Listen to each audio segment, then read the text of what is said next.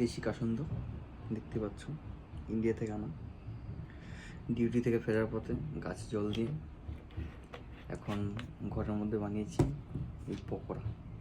দেখতেই পাচ্ছ গরম গরম পকোড়া, দেখেছো তো? কিছুটা পকোড়া নিলাম এখানে। এই পকোড়া তো আমি জানি, বাটিতে সাইড করে রাখলাম। এবার খাবো।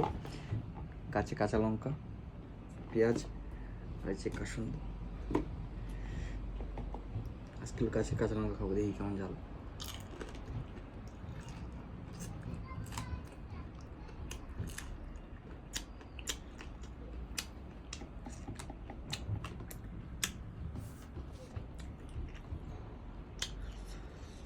সেই ঝাল।